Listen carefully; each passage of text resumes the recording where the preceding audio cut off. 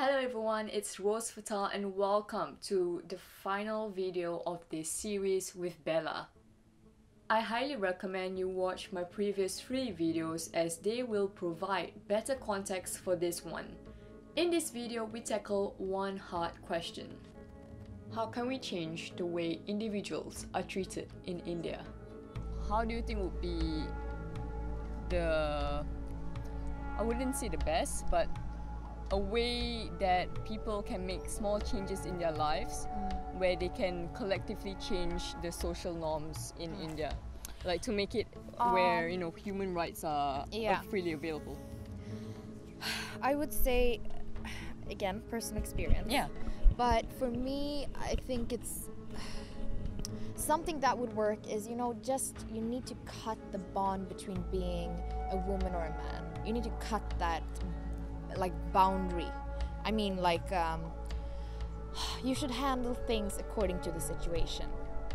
And so the way you raise your kids. Like, I remember if I was sitting watching TV and my legs would be like this. My mom would be, no, close your legs. That would be, no, Mom, it's so hot. I just want to relax. Like sweaty. Yeah, it's so warm. Like, if fan is not working, the current is gone out. Please, Mom, just understand. And because she was learned from her mom and her grandparents to, behave like a woman. But also, there's the opposite to that is behaving like a man. And so, how are you supposed to behave like a man? You're supposed to be strong and manly and, you're supposed to take care. But this also hurts the woman because she becomes beneath. And so, I really believe that, we should really just cut that boundary. Don't foster your kids to, praise your son because he's your son and not praise your daughter when she does the dishes just because she's your daughter. Things like that, like everyday things, because it's, it's the success of the everyday life that makes you the person that you are. And by that I mean, it's not just that big project in school that's gonna change your look on yourself. It's the way your dad talks to you, the way your mom talks to you. It's everything that you're being put out to handle that forms you. And so if you're supposed to be put into a glass jar, formed into a woman, and you don't fit, then you're a failure. The same thing comes to men. Like, if you're not strong, if you can't provide for your family, then you're a failure. You're not a fucking failure. You had stuff that happened to you, and that makes you human. And you're not in control of everything. And at the end of the day, everybody's struggling. Everybody's having a tough time clearing out their mind of who am I going to be, who am I going to become, but also who am I according to everyone else? And am I doing this for my own sake, or am I doing it for my family's sake? Yeah. And if it's not true to you, if it's not giving you any joy, or it's not making you grow, it's just like, oh no, but I have to study this because my mom and dad didn't get the chance to, but I actually want to be an artist, then you should be an artist. And I know it's all about the next generation, and you should take care of your family, and I really believe in that system. I have an older dad, and he's not in a home. No, he lives with my younger brother and my older brother, and I go and visit him time to time, and I help him out with the stuff that he needs. So in a way, take care of the people you love. Yep. And don't disrespect them because they're younger than you.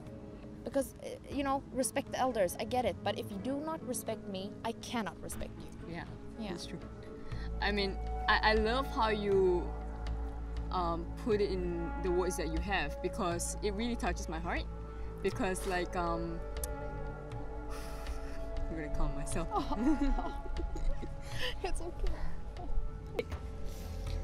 I mean, I come from a Muslim family, What I want is to sort of make the voices of these people who have lived in this sort of environments voiced out, have a platform for them, because it's really good to have this, because then, you're in that environment where something is wrong. Yeah. And you want to fix it somehow. So, this is one of the ways where you can just talk about it and explain, what you feel about it. And there are probably, I mean, it's probably gonna have a bit of like, you know, some people backlashing about this because they don't want things to change, but you know, they don't see anything wrong with it. Yeah, it's like you're not, I mean, I can already feel it coming. Like when you're gonna drop this, I can feel my aunties and uncles and cousins. You know, my mom is she gets it. Like she gets me as a person and she knows where my morals come from, because it's all about being free, but it's also, I know that she's questioning a lot of the things that she's lived through, and her parents told her this is the way to do it. And when, you know, because you have a gut feeling, you have your stomach and it tells you like, no, this is wrong. But then everybody else around you tells you, no, this is the way it's always been. And it's a tradition, and traditions are holy, and you need to keep on going. I'm holding in and all. Yeah. And so, you know, your inner self is like, it's fighting with you. Like, what the fuck are you doing? Break loose, be free, but then you're gonna get frozen out. Exactly. So this is like, you know, so it's quite brave of you to do this interview, to be honest. Like, oh man. I love that you asked me. Really, it's an honor. Thank you. Yeah. Really. I'm so happy. Oh my god, my heart is like getting focused. No, it's good. It's good. Okay. Talking to Bella has been immensely insightful for me. Whether you're Swedish, Indian, or from anywhere else in the world, I'd love to hear your experiences on this matter. Even if you disagree with any of the views expressed in these videos, please take the opportunity to express your opinions, as I'd appreciate reading your perspective on it. I realize that at present, women's rights differ widely from country to country. Cultural norms as well as different laws all play a part in explaining why this is. However, it is a very complex issue that I feel should be addressed more thoroughly in my future videos. With that in mind, I'd like to hear from you, my audience. What sort of issues are the women in your country facing? Are women's rights improving there? If not, please tell us why. Has there been trouble in bringing attention to these problems? What major changes would you like to see happen? And how do you think they are best approached?